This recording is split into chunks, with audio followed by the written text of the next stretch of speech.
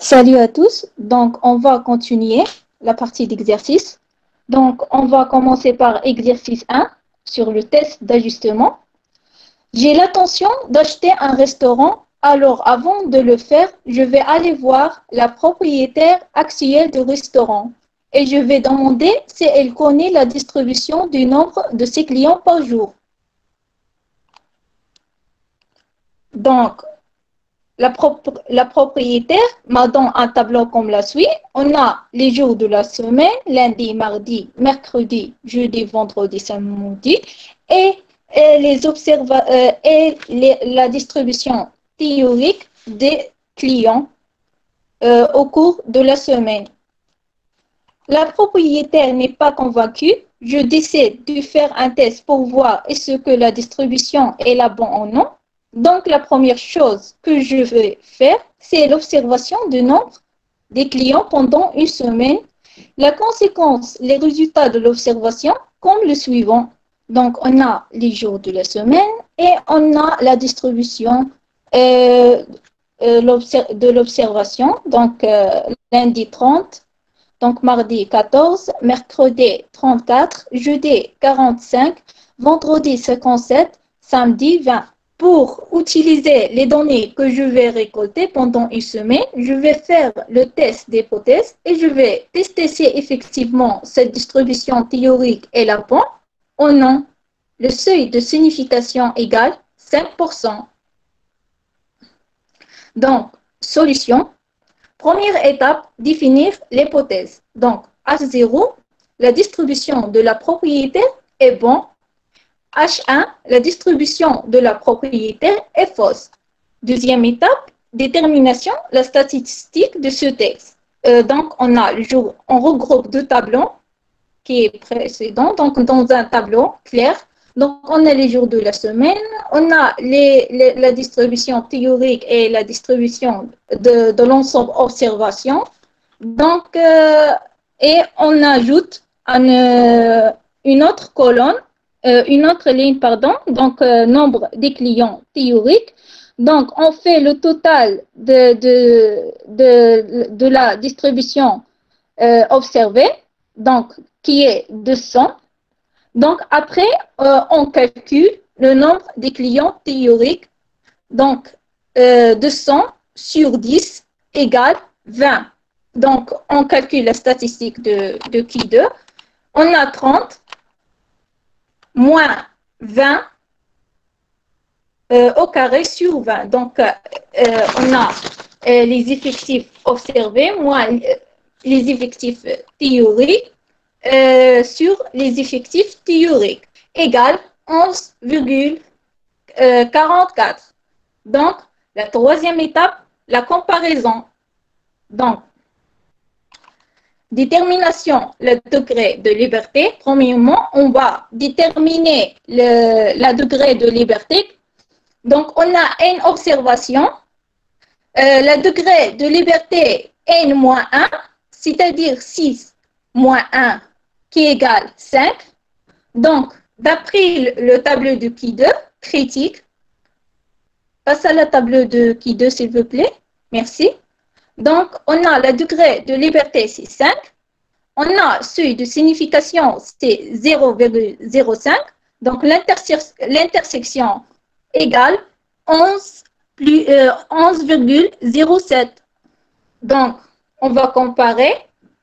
Donc, d'après le tableau, qui de critique égale 11,07. Donc, on remarque que 11,44 supérieur à 11,07. Donc, on va rejeter l'hypothèse à 0. Alors, on peut déduire que la distribution théorique qui est proposée par la propriétaire du restaurant n'est pas adéquate et ne décrit pas correctement le nombre de clients par jour de la semaine. Donc, on passe l'exercice numéro 2.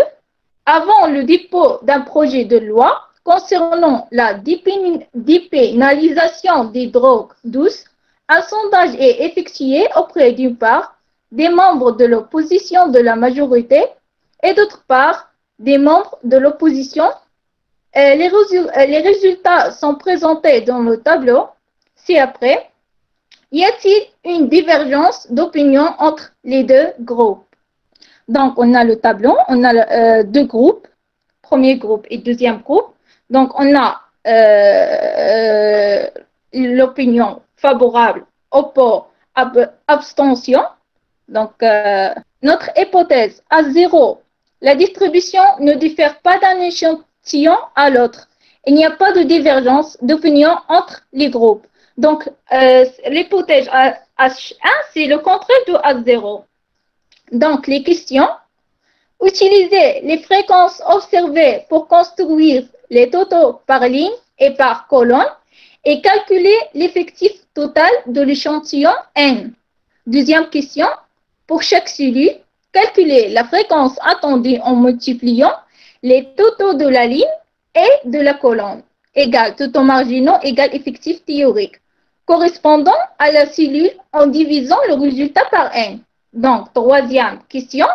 Pour chaque cellule, calculer le Q2, O fréquence observée et E fréquence attendue. Quatrième question. Déterminer les degrés de liberté. Donc, j'écris la règle pour simplifier et clarifier les choses. Donc, cinquième question. Consulter la table du Q2 carré et conclure. Donc, on passe à la solution. On calcule les totaux. Donc, pour les totaux de première colonne, donc on a 95 plus 118 égale 203. Pour la deuxième colonne, c'est 78 plus 61 égale 139. Donc, même chose pour la troisième colonne. Et après, je calcule les totaux de la ligne. Donc, c'est tout simplement, j'ai fait donc 95 plus 78 plus 37 égale 200. Donc, la même manière les autres. Donc, deuxième question. Donc, on va calculer la fréquence attendue. Donc, première fréquence, donc c'est 100,50. Comment je fais calculer 700? Donc, on a 203 fois 200 sur 404. Donc, le tableau précédent. Donc, pour clarifier les choses, donc on a 203, c'est le total de la colonne favorable, fois 200, c'est la totale de la majorité.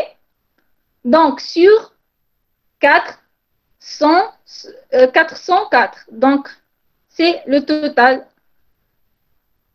J'espère que vous m'avez compris. Donc, troisième question. Donc, pour chaque cellule, calculer le Q2. Donc, on applique tout simplement la règle. Donc, on a dans le tableau, on a les observations, on a les théoriques, on a la différence entre deux. Après, on a observation moins les effectifs attendus au carré. Et après, on a les effectifs observés moins les effectifs attendus au carré, tout au carré sur E. Donc, le total, j'ai fait le total. Donc, le total, c'est 9,73. Donc, Q2 égale 9,73. Donc, détermination de degré de liberté. Donc, on a deux lignes moins 1 fois 3 colonnes moins 1. Donc, égale 2. Donc, cinquième question. Donc, cinquième question. On a consulté la table de Q2. Donc, tout simplement, la seuil de signification, c'est 0,05. Le degré de liberté, c'est 2. Donc, l'intersection entre 2 égale 5,99. Donc, on remarque que x de qui de calculé supérieur qui de table. Donc, l'interprétation, la distribution diffère d'un échantillon à l'autre et s'il y a des divergences d'opinion entre les deux groupes. Donc, je donne la parole à la mademoiselle Nawel.